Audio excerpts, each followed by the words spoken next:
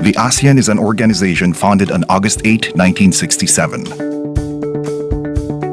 It was built to promote cooperation in the socio-cultural, economic, and political security pillars of the region. The Philippines will assume chairmanship of ASEAN 2017, which also coincides with the 50th year of the regional community. As the chair, the Philippines champions positive change in the community to produce a unified voice in the world. 6 thematic priorities were laid down to outline what the community needs in achieving holistic growth and development. Several major elements, outcome documents, policies, and agenda make up each of the 6 thematic priorities. A people-oriented, people-centered ASEAN. The ASEAN community puts its citizens' welfare at the center of its priorities, where the rights are protected and their well-being recognized as the key to the region's progress. Peace and stability in the region. This thematic priority aims to uphold peaceful coexistence and regional cooperation among its member states. Maritime security and cooperation. This adheres to the rule of law for the peaceful resolution of disputes and the preservation and protection of maritime resources. Inclusive innovation-led growth. This will provide opportunities for business growth and will help improve regional capacity in responding to the demands of the global economy. Resilient ASEAN. This will cultivate a sustainable region that's prepared and responsive to disasters. And lastly, ASEAN, a model of regionalism, a global player. As one, the community aims to showcase its various capacities as a global player in the international arena. These 6 priorities will forge the future towards ASEAN's vision of an inclusive, united, and progressive community. As the past has united us, it is our promised future that will make us stronger. We are one ASEAN. This is our journey. This is our future. Together. ASEAN 2017. Partnering for change. Engaging the world.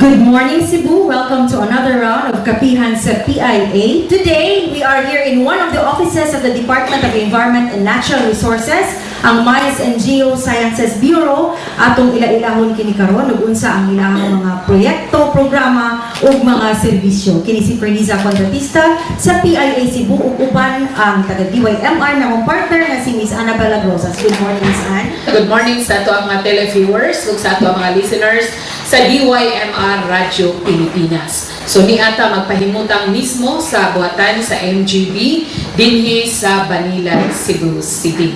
O niya, may lang giingon nga doon na gid ay lang giingon nga why forever. Why forever tungod kay why kahumanan nga nato ang pagtuki mahitungod sa environment. Yes, sa kalikupan. Okay, sa kalikupan. So nga to ang mga panelists karon nga mao'y mutuki kabahin sa environmental protection and enhancement program, social development management program, o gingon man ang pagtuki sa posibleng mga risgo nining bag-ong nadiskubrihan nga gitawag og sinkhole. Yes. Okay. So kauban nato ang OIC-Chief sa Mine Safety, Environment and Social Development Division, si Mr. Ramcie S. Brillante. Sir, good morning. Good morning sa Minaw sa kanatungtanan ni Atty sa NGB Center Office.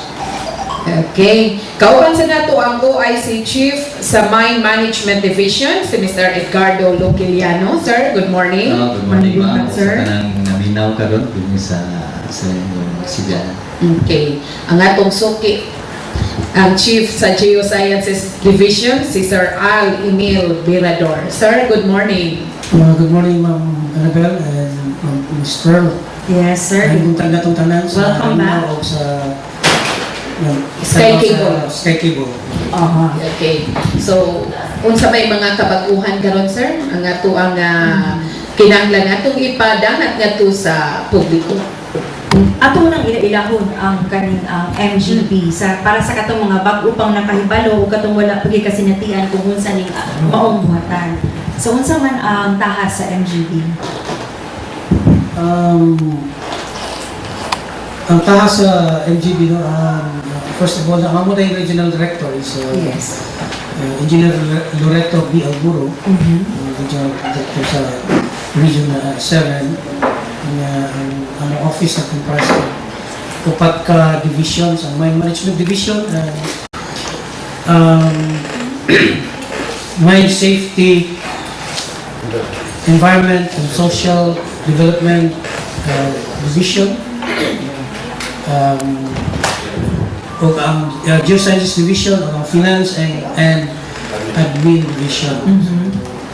Ang kining management division mo nag-manage sa itong mga matag mga permits. Yes. Mag-apply permits sila ng money division nag-manage sa itong mga pinahan with regards to permits. No?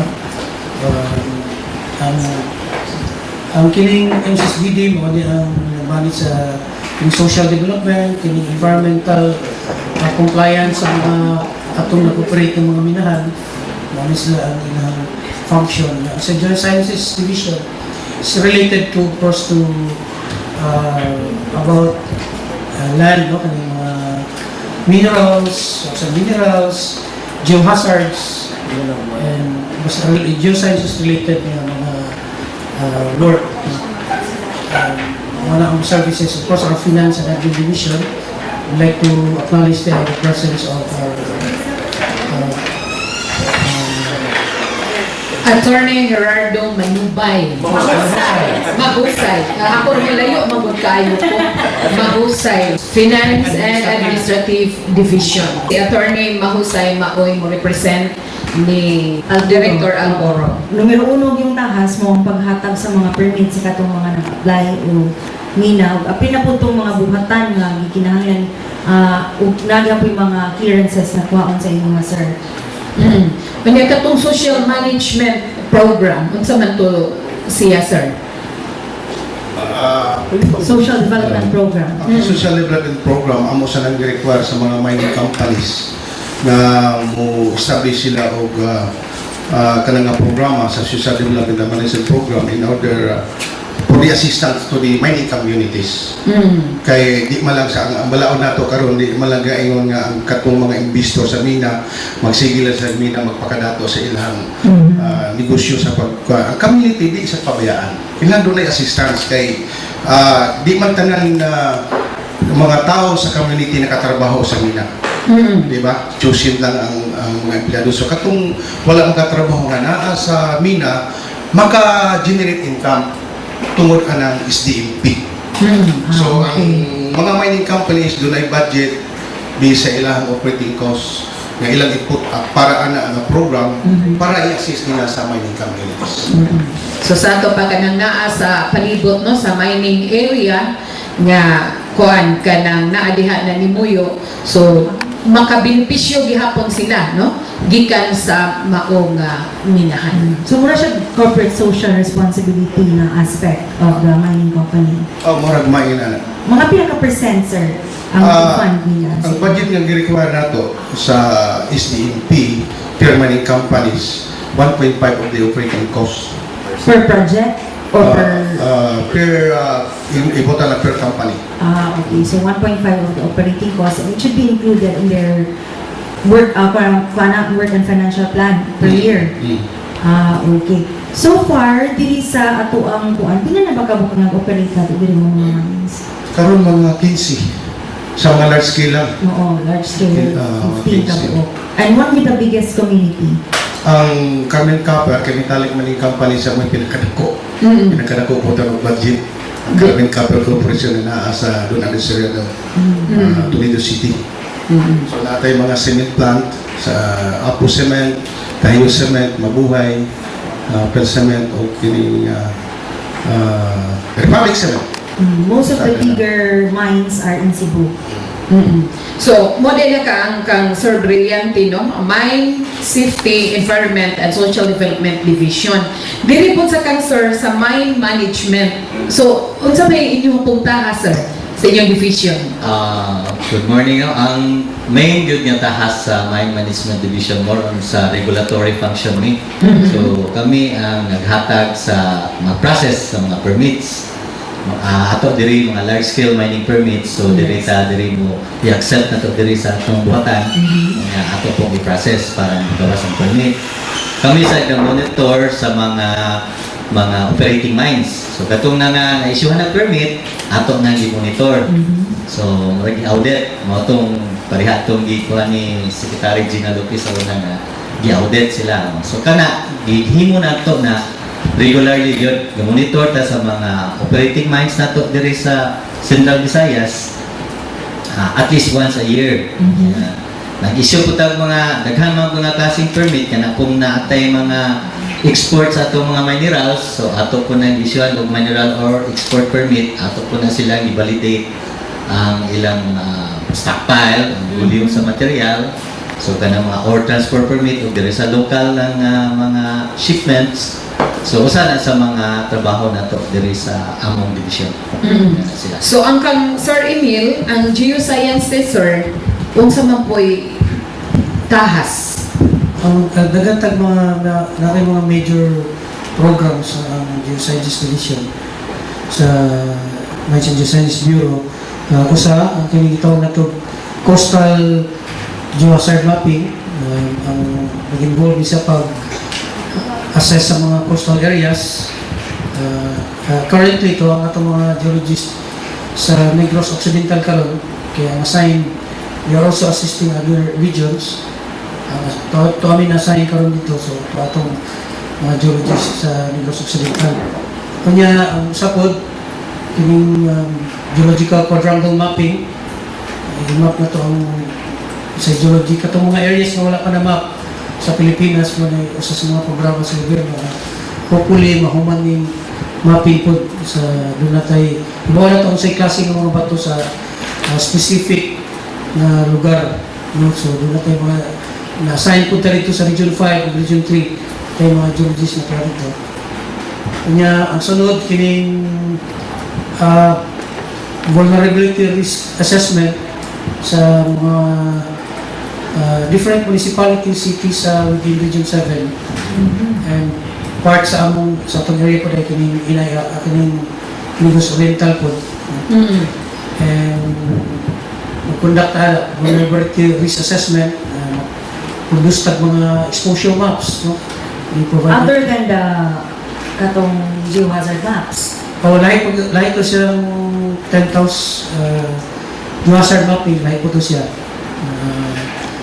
Katong 10,000 scale geohazard mapping, lahi po to siya. Gamiton to siya ng information in order to produce mga risk maps. So mas detailed ang katong vulnerability assessment maps. Lahi lang siya ng process. It's process pa rin mo further ang mapa kasi punan mo og mga kung mag-istorya mo tag-risk, it involves already people hazard lang, just wala na siya ka ng ang land mismo, no? Ang environment na to kung saan nasa tali consider sa kung sa'y surroundings na so manay hazard.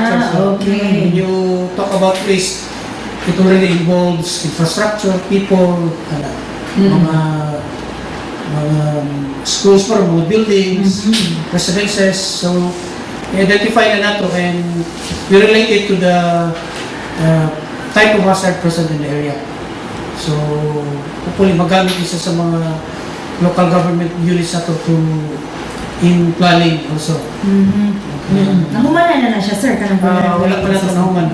Naghaman daw LGUs. naghaman kayo LGUs. So That's an ongoing project.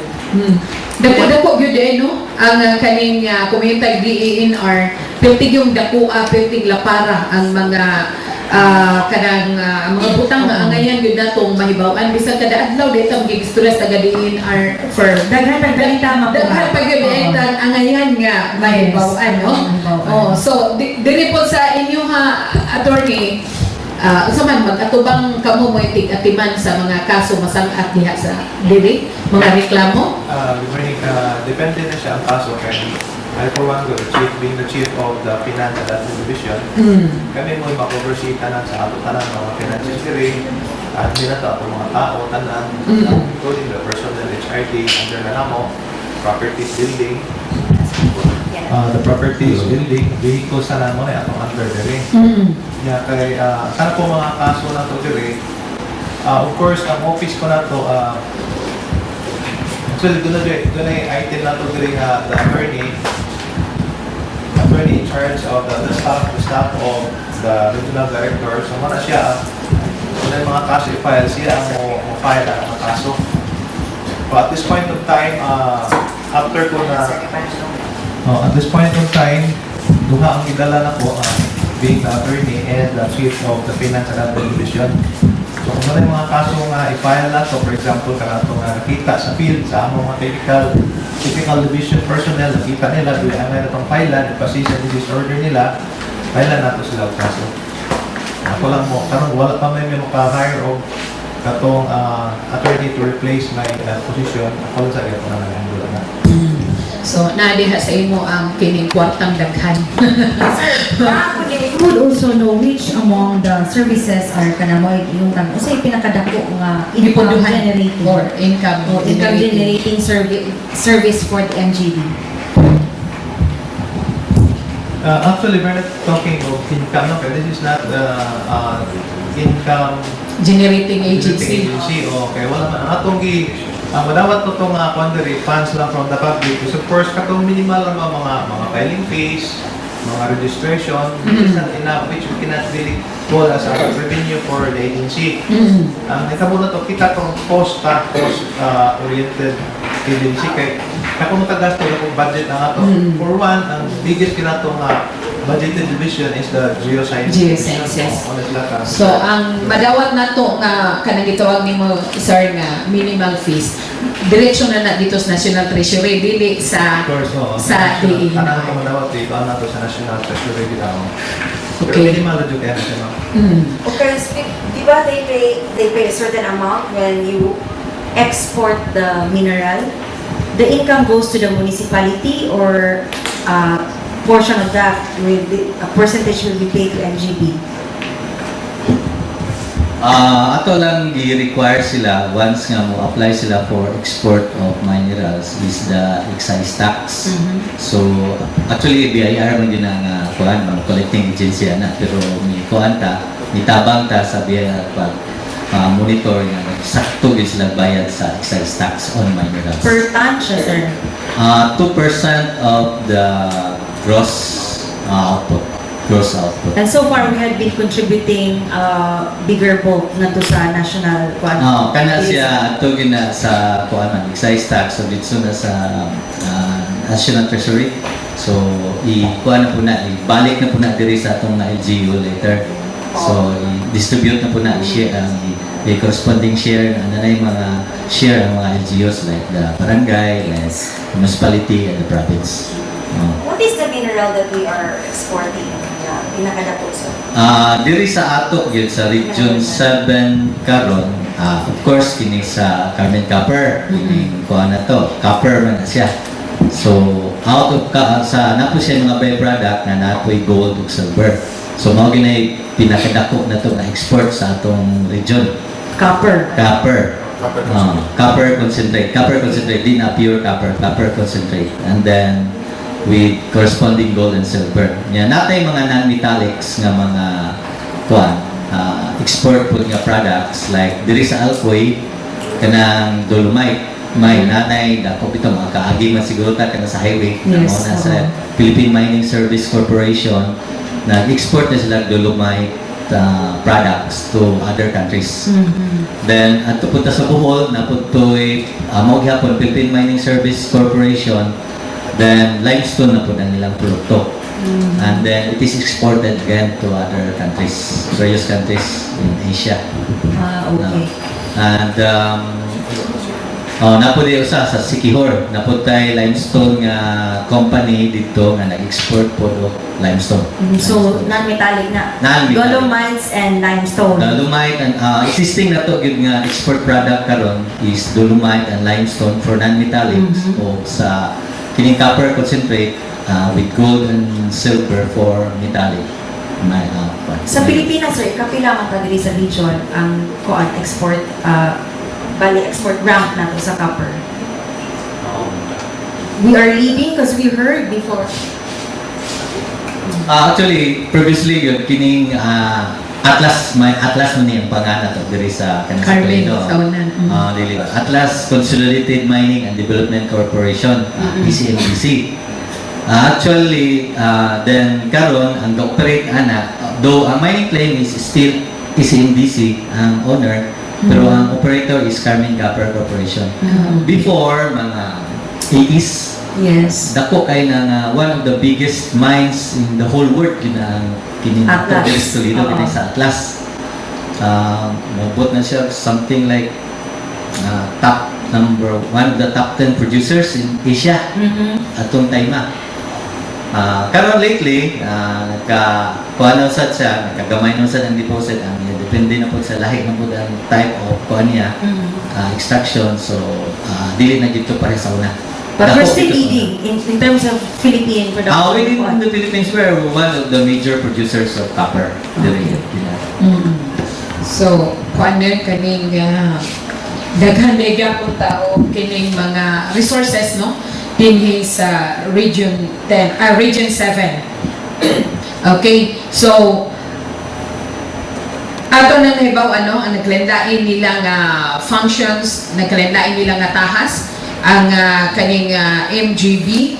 So siguro atong ihatag ang time para pagpangutana sa itong mga kaubanan sa media niya atong kauban si Atty. Gerardo Mahusay nga representing the director sa MGB.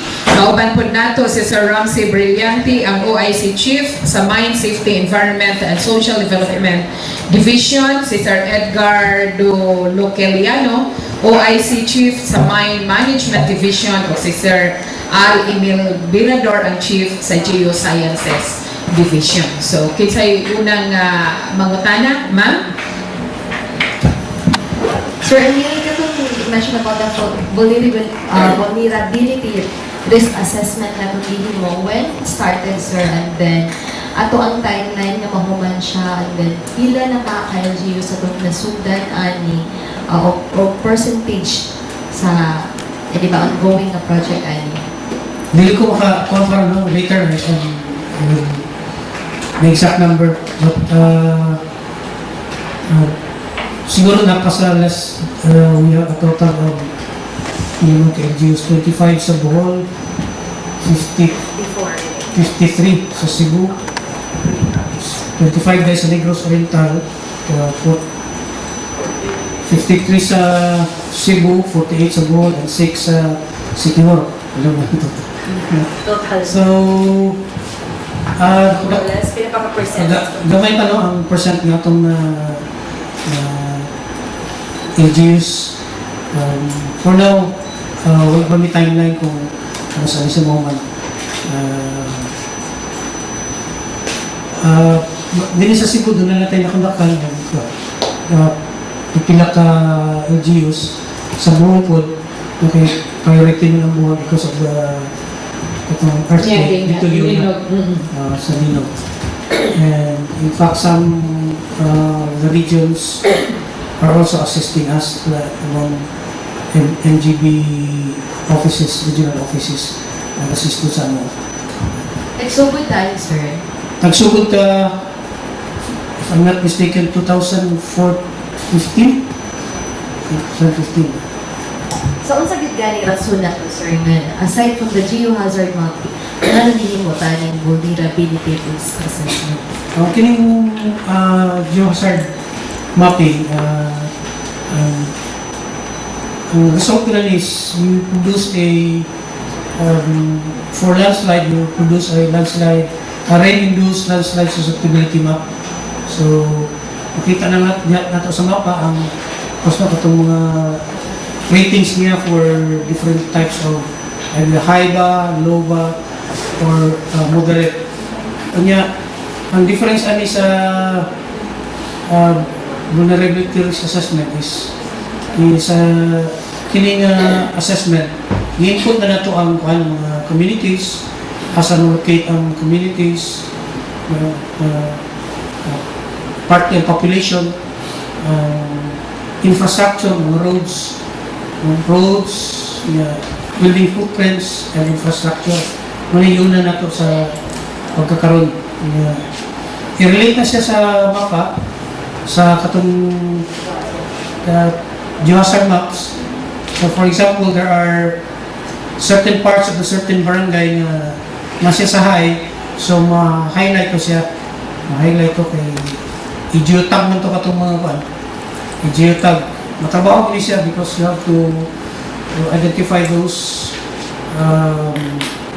mga areas, no? Itong mga balay, sa itong mga buildings, roads. So, ma-highlight siya. So, we produce an exposure map, actually, exposure map. Certain percentage of that particular barangay is exposed to this kind of hazard. So, inana siya, layang yan.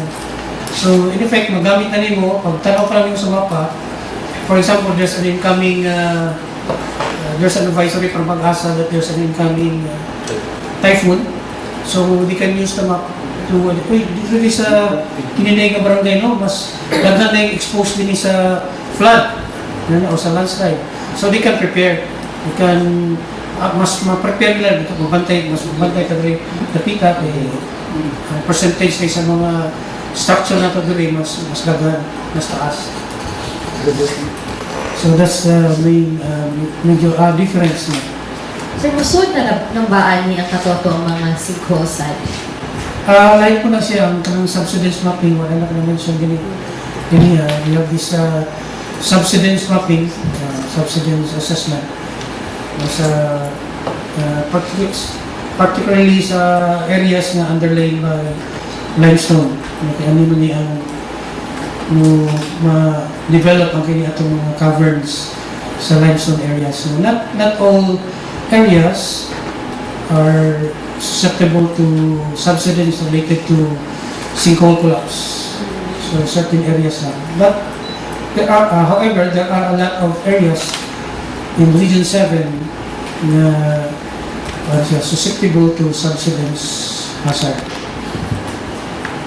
Pila ni ka mga areas, sir, asa nga atong giingon nga daghang area susceptible sa subsidence hazard? Ang kining areas susceptible to subsidence hazard, mga limestone underlain areas. Like a large portion of Cebu, Bohol, and Sinkholes. Okay, daghang limestone areas.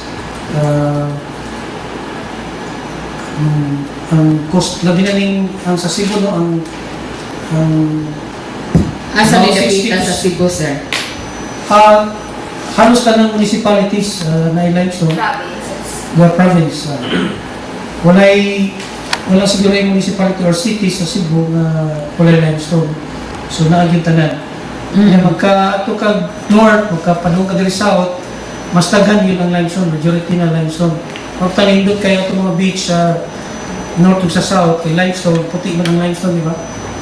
Weather niya, katong mga sediments niya, muna'y mga puti ang mga beach. So, kung kabantay mo din sa central part sa Cebu, ari ka sa west coast o the east coast, medyo gray ang kuan or black. Kaya na namin nasagol ng mga volcanic rocks sa tunga, sa other types of sedimentary rocks. Nagdili puti ang iyang sediments. So muna na dun sa central Cebu, para sa mga coastal areas ng limestone, napod gamay sa bukid, sa central part, kung na kayo nasagol na laing type of rocks. So again, sa northern o southern, medyo puro-puro nga limestone dito. In these areas, in case of Cebu, and these areas, these are areas susceptible to subsidence hazard, subsidence type of hazard. Ang Cebu, doon na may kanang prevention, sir? Kanabang kaning mga sinkholes, doon na ba tayo mahimo ba nga ma-prevent nato ang kiningon ani nga klaseng kuan hazard? Before ko mo answer Yes, sir. Ma'am Berador, ang kining mga sinkholes dili ni siya natural ni siya nga mga features sa atong bato. Mga mo-develop diha sa mga lugar na diin na nag-occur ning limestone. Kining limestone mo ni siya ang limestone, by the way, sa kining gitawag natong anapog. This is the main raw material in the manufacture of cement. Mo ni siya gamiton pag buhat o semento. Kini pong limestone, this is ang iyang chemical composition is like calcium carbonate. Kining calcium carbonate, this is prone to dissolution. Ang yan sa tubig, Matunaw. medyo matunaw. But this water, kining atong tubig kan sa kining ulan, ang kining atong atmosphere, kining atong hangin is composed of several gases, no? Oxygen, carbon dioxide, nitrogen, may mga toxic na gases. So, ang atong rain is wala siya hydrogen oxide, it's H2O. Yes. So, inikula niya, it will pick up carbon dioxide to present sa atmosphere and H2O. And it will, when it reaches the ground, umabot na sa yuta nila, ang atong ground, naman na yung mga litter sa dahon, mga kahoy, mga nanap na namatay, dunot na nila, para sa tao madunot, mga carbon na siya. Okay. So, may mga siyang carbon. Napay carbon dioxide and Bato sila. the water that penetrates the ground, it picks up some more carbon dioxide. Okay. And this will produce a weak carbonic acid. It's a weak carbonic acid and it goes through the fractures sa imong limestone, imong anapog. And through time, it will cause acidic na siya. Acidic na siya kamay. Although it is acidic, but di na siya makapasok kay slightly acidic. But there's a reaction sa ground. Sa reaction, tunaw na siya after thousands or several thousands of years, millions of years. Munang matunaw siya ang dissolution, doon na kayo mga caves na. So it's a natural formation. So daan nato ma-prevent.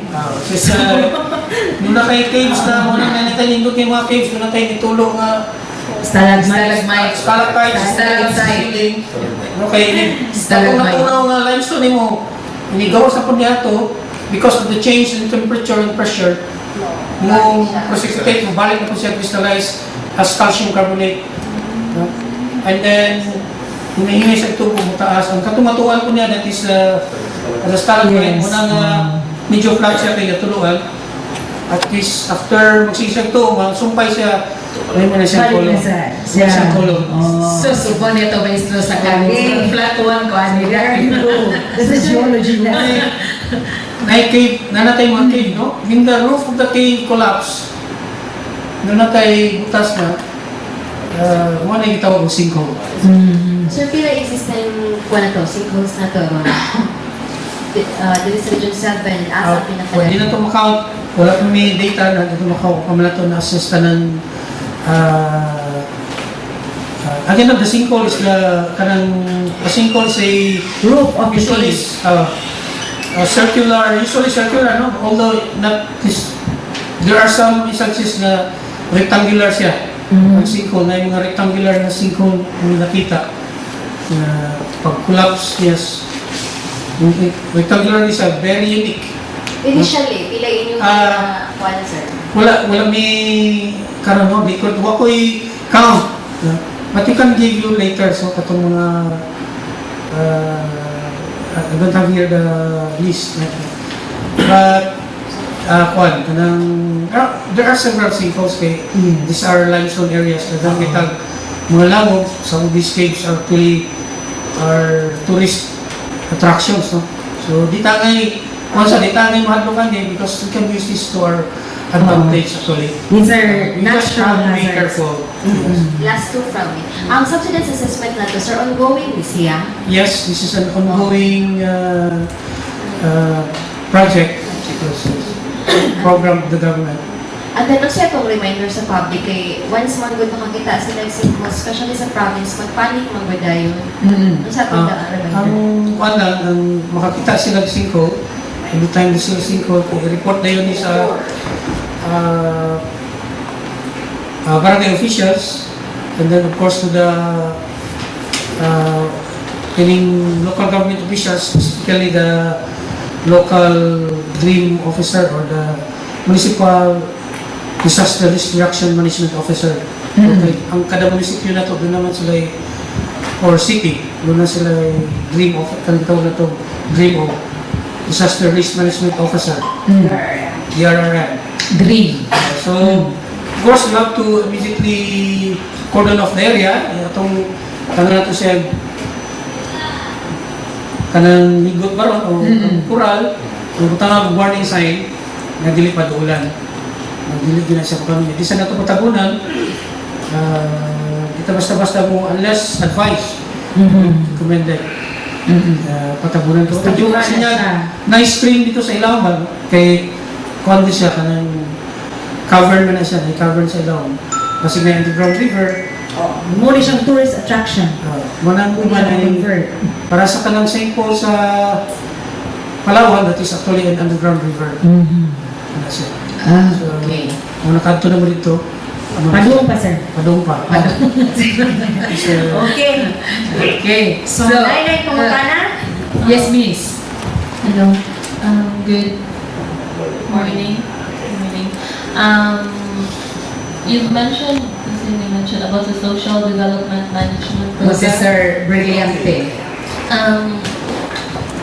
You've mentioned about the social management program and then the companies na kailangan mo comply of requirements. First question would be, is this for mining companies, intended for mining companies only, or also for those companies who will undertake or who plans to undertake developmental projects? Is the MPC Development and Management Program, that is a program for the community development project intended for the all operating mining companies like Carmen Copper Corporation, Apusaman, Solid Earth Development Corporation, no? Large Scale, Republic Cement, PMEC, Philippine Mining Service Corporation, Dolomite Mining Corporation, the CB. So, if the project is still on exploration stage, ang require mo nila ang CDP, Community Development Project. So, marami na pero similar lang sila. So, elaborate more, sir, CDP? Ang CDP, kung ang before a mining company going to commercial operation, of course, Exploration. they should undergo first exploration project, no? The meaning of the exploration is to explore, to search for a mineral.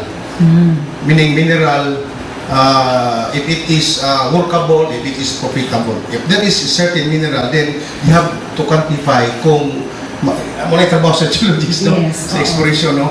Ilang i-outline ang mineral resources, kung profitable ba siya, pilay metric tons, pilay bullion, pilay grado. So once during that exploration, muna nang i-require nato sa CDP lang, no? CDP lang sana. So 2 years period ng exploration, i-require nato sila o CDP Community Development Project while they are doing exploration works, they also extend assistance sa mining sa community nga na-explore sila through CDP. CDP, ang budget ana nga among bisa na natin sa Balao, 10% of the total approved exploration budget. Okay. So, di kita mga kung ano nga nag-budget. Amo nang the NGB7 requires that exploration company to submit that environmental work program CDP, and then we have to check the what activities. Together with the budget, of course, because if there are activities, no budget, we cannot implement. Katong nahitabo sa taniyong, sir. Katong na nag-explore dito oil. Okay, ito. Wala sa DOE namin. Okay. Oil is not under the... Department of Pero Energy. ngayon man yapon siya dito sila, di ba? Fossil fuel are excluded. Okay. Sila All lang fossil yan. fuels are excluded from the... So, bahay na to, ma'am. So, CDP o SDNP, no? SDNP sa operating. Nag-produce na sila, nag-production na sila. Exploration CDP. So, before the CDP and SDNP are being tawag ani isabit nila sa amo, they have to undergo public consideration to the community. Because ikaw may company ka, huwag magkakibaw sa basic needs nila. Di ba? So, there should be public consultation kung sa ilang mga kinahanglan. Okay, bali, public hearing. Oo, public hearing. So, Then, ang result ano sir, sa public hearing sir, magdepende ba if majority of the stakeholders will oppose sa mining, pursue hapon ang mining, or murag like kailangan lang ang company mo kung anong requirement ka as long as naka-public hearing. Like, bali mahog nga ang public hearing, murag na mo ng requirement. murag na lahi na ang ako ano lang no kay granting okay ang no position no ipadayon ang kuan. Pero actually ang exploration di pa kita kaingon nga mina man na siya. Nag-search for mineral deposit lang na siya. Na-explore pa. Nag-explore pa, Nangita pa. Nangita pa na siya. Kay kung palitan og dili profitable ang mineral diha, di wa gyud mina alkansi man. Gasto mo kaayo mo. Wa gyud mina. Di ba? Once ka nagtrabaho sa exploration, nangita pa sila ang community wa na to gipasagdaan mo nang naatay CDP. Community It's protected gihapon. For sure. So, ang exploration period, mulungtad o 2 years. duwang katuig. Yan, dako ang fund, 10% 10% of the compared total sa... approved exploration budget. 10% na Dako siya. na o kato na existing nga project pila na to? Ang katong SDP? SNP. Oh. SNP, lahi sa to siya, 1.5% of the operating cost of the So lesser operating siya mines. compared sa exploration. Compared sa CDP, mas dako. So, assured yun ang community nga whatever results, dili gid sila mapasagdan. Okay. Sa mga yun, ako.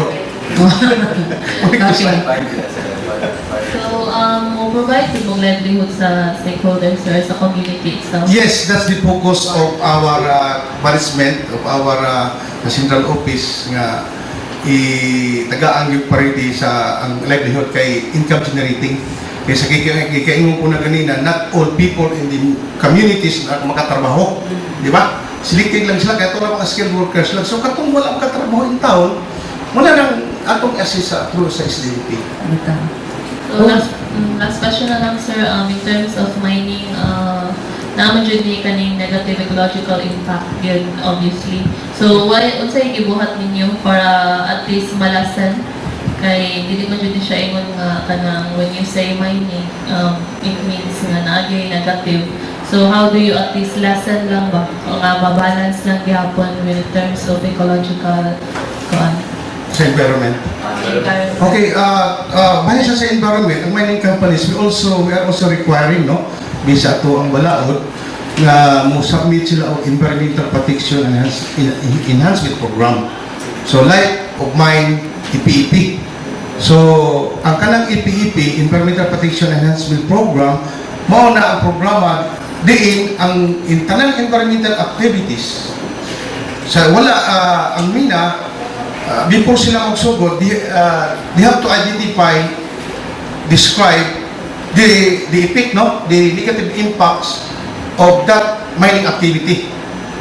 So in that mining activity na may negative impact, so this should have remedial measure, mitigating measure. So naaman natin dyan sa EPEP. So sa EPEP, naglangkog na sa to control, of course, no, sa ngalang, environmental protection enhancement, pagpalambo. Kunya, naglangkog diha, nag-focus na siya sa, of course, walay pollution, no? So atong magibantayan sa environment, tulo na ka pollution, land pollution, water pollution, air pollution. So kung magmina sila, kinahanglan ang water walay ilis kung mitigated nila ang pollution sa water, air, o sa land. So kung mayroon ka magmina sila, mag-excavate sila, sa quarry, surface mining, so sa may ma-identify na, magmina sila na pita, so sa may ma-epic, so doon ay disturbance sa surface, no? So na ay mga lost material, so ang mitigating measure na among i-impose sa kasagaran doon, na atay catchment area, siltation, silt traps, sa natural drainage system nila, i-identify na to sa natural drainage during sa heavy rain, asa ang baha, asa ang mga creek, so nananay mga siltation control. I-series of siltation control, ila kay usara. To ensure nga ang tubig, ang silt, makumpay lang within the mining area. So ang tubig nga lapos niyo tubig sa dagat. So di iya turbid. So clear water na siya. Okay, sir. Last na din, sir. I-clarify lang ako, once na mga-comply ng usa ka company sa ng requirements, so dila pa sila mo undertake or while nag-comply sila nag-undertake and then na sila makuha nga permit or certification ani? Ang MMD require na mo nga mosabit naman ng company EPP, SDNP, may safety net program. Once nga ang programa tanan kay mao kun Biblia nila, mo ni among i-monitor. Ang annual safety net program nila, ang environmental protection, annual environmental protection program, annual SDNP mo ni among isubay. Kasi sila man amos nang i-evaluate kung eksakto ba. Wa ba yung mga kulang, sakto ba ang activity, budget sakto ba. So man among isubay. So once ka-intact na natin, i-approve nila sa MMD, i-endorse sa Manila. Right? So, ang kuwan yung giklaro niya, sir, nga mahatag ba ang permit while ga-explore? I mean, after ma-comply na After ma-comply. Correct. Yes. And then, if maka-receive na sila ang permit, dira pa sila mo undertake? Yes. Okay, so kinalan kompleto. Yes. So, si Sir Eli, Pwede bang ang mining company mo sold sa community if the lands are titled? Sa ito pa, ang residents diya, doon na title sa ilang yuta, and then yung kalit ugsod ang mining firm. Saan na ito? Sir Loquellano. Sir. Kuhan man kining atong kuhan ko, minerals na to, naman ay ino na to naman siya to ni Gregorian doctrine nga all minerals belong to the state. So ipasabot kana pareha na imong titulo sa yuta, mayno na to na surface right ra na. So ang imong murag kuhan nimo ownership dira sa surface. So sa ilaw katong mga mineral na magay mineral nga nasa babaw magid sa ilaw sa yuta. So mao na ang tagiya na ang gobyerno. So wala ko magmina ka duhay imong kuanon bali kuhaan og kanang permiso. Kanang for example kanang imong gingon nga kanang nakaylote nakaytutulong di jud ka pwede og magmina anang imong kuan kita imong lote. Basta ikaw tagiya na. Basta ikaw ay tagiya. Why makasud ana nga mumina og di mo nahigi mo? Nga na siya ba? Di gyud na pwede nga minahon na imong lote nga di ka papananghiran. So kinahanglan gyud nag-consent og napog kay madawat nga royalty out of pure kuan lot nga gikuhaan. So mao na siya kuan. Pero kang tagiya, sir, mo mismo magmina. Pwede sa. Mao na. So unsay requirements? Pwede ba makadiretso na siya? Pero hapon. Bali sa una naman to'y priority rights karon patas na. Kasi makauna lang. Makauna. Si attorney naman si attorney. So if I may add, klaro na to itong tubag na pwede ba ito mag-apply kung doon ay title, no? So ato sa balaod sa MNF, wala na siya ipili ma-title or untitled. Ang ato lang tinanan yun na once an applicant ma-apply siya mina, doon na tayo certain parameters na tugiri nga kung sara ang area pwede ma-applyan o mina. Doon na open to mining, close to mining. Kung ingon mo sir nga taghang mga kabahayan, kata kani syudad doon, nung nagitawag highly urbanized area, dili na ma-apply sa mina. putlo ni siya sa kapangan, madili sila mo nagkita, segregate sila Ang sa urban area. o highly urbanized, in syudad. Hindi na kita magpina, mga guba ang balay mo niya. Kung po, economical, impossible kayo nga dako ko sa area atong minahon na building ko kung so dili pwede. Aside from that, doon na yung mga areas katong gitawag yung mga example kan protected areas, mga gitawag close to mining areas, so di po na siya ipa-apply sa mina. Kung katong pag-i-apply na mina, doon ang kita ko nga mapa, mas evaluate ko, i-plot na to dili, makita to sa area, advise na nila sa MMD nga kini siya portion, lead size, o katon ba sa imong mina, dili siya ma-appeal. So ang final yun nga na-approve nga katong imong area ng mamina, limpyo na to siya ato sa tanan, katong urbanized, katong mga protected areas, tanan-tanan nga dili lapil sa mina. So, do you consult the landowner, titled landowner, before approving any mining application permit? Wala, ang consent after naman na adto na nakuhaon kung na-approve na sila. Dili pa man ang kini atong karoon, mag-apply mo sa katao or any entity or any corporation apply sa mina, dili pa siya mo kuha o consent sa katong mga landowners at the time of the application. Kaya nga nung sa may reason, kung mo siya kibaw ma-approve ang iyang mina. So, nga di man makuha sa landowner, how do we reconcile with the new law that nobody can enter the property or can get a property without just compensation? Okay sir, klaro mo ka na siya. Pag-apply ka lang niya, huwag siya masunod sa area. Wala pa siya gilagdan mo sa property. Igo na siyang ga-delinate, ano nga mauna siyang area na akong gamiton sa mina. Medyo ang hindi ko ang mining app na magmina siya sa, magkuha siya sa natural resources. But do you ask, do you consult with the landowner? Do you ask his advice na there is somebody who is applying for mining firm? Dili pa. At the stage of application, wala pa sir. Kaya una po, dako kang area niya, wala po na siya kiwagi siya mga tag-iya diha.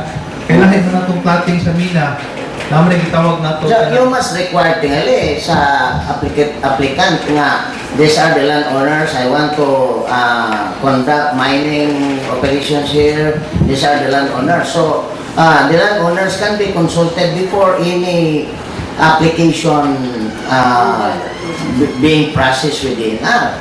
Kunya, wala pa na sila gihimo activities sa mga yuta, sir. So, atong unahang karon, parumunta lang ni siya, karon sa atong bagong proseso sa mining app, application din maagi na ng exploration permit, exploration stage, separate na siya ang application.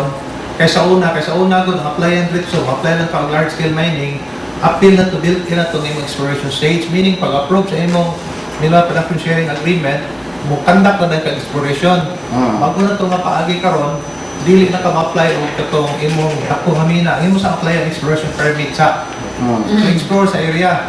So kung wala kay mga gingon ni Engineer Brillante, kung wala kay makita dito, dili bayabor nga dili. So dili ito mo prosper into an application. Dili na ka mo kurso apply sa katong.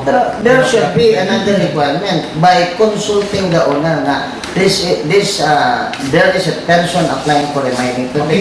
Just to give justice to the landowner. Ano sir, i-apply na to, ang katong application, i-post man to, makita to dito, kuha pa din na makita nila kung kisa ang mga tagiya atong butiya. Unya na sila, kung usod na sila, pag-explore na lang, usod na sila sa area, that's the time mo makuha na That should be added as one of the requirements. Pag-apply pa, i-inform ng owner. Because the owner of the land, bisag di pa kibaw ang tag-iya, inigtanaw sa din nga muning barangay, kibaw na sila kisay owner sa land. Tagaan magkopya ang barangay sa katong application. Manay gitawag gano'n tayo posting, publication, radio announcement sa application.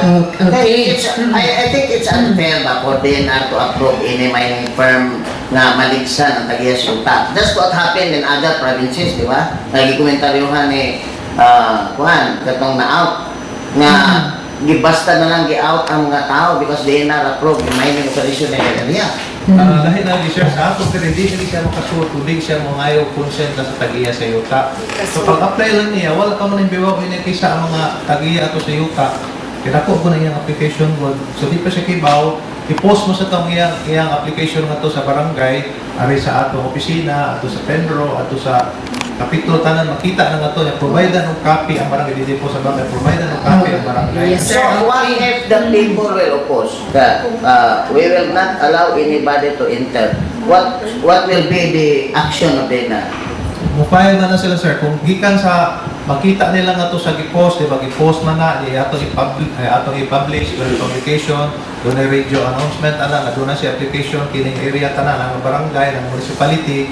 Now, any concerned party na ka dito, pwede kang file o opposition sa iyang applyan. So, Okay. kung sa state na sunod, kung Sir, may posisyon. kanang ako sa kang putlon, sir, no? So, Wala na lang, kung sa step sa DNR, inignay opposition. Kung sa sunod, bubaton.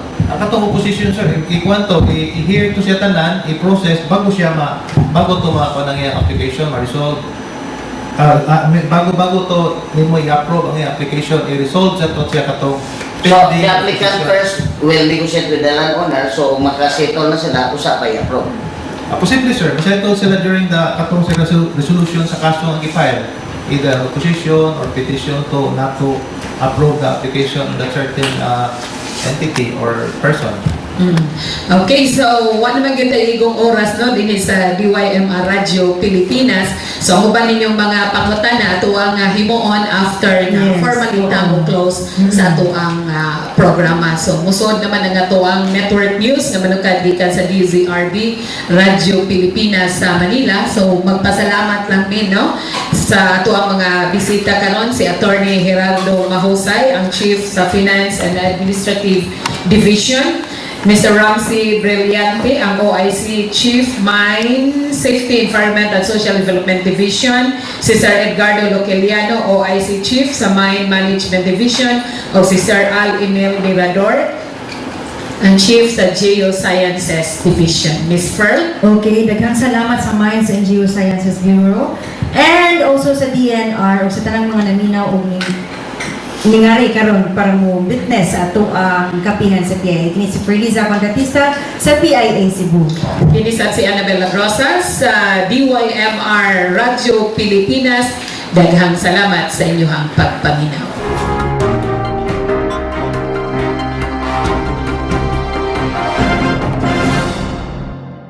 The ASEAN enforces a rules-based community that ensures our people enjoy human rights and freedom. A community that adopts a comprehensive approach to security and resolves differences and disputes through peaceful means. The region recognizes and respects shared values, norms, and the fundamental principles which will make ASEAN more united and cohesive. The community aims to strengthen its engagement with other external parties, as well as respond to global developments and the ever-changing demands of the international arena. The ASEAN, as powered by its member states, seeks to build and create a more conducive environment towards a progressive world.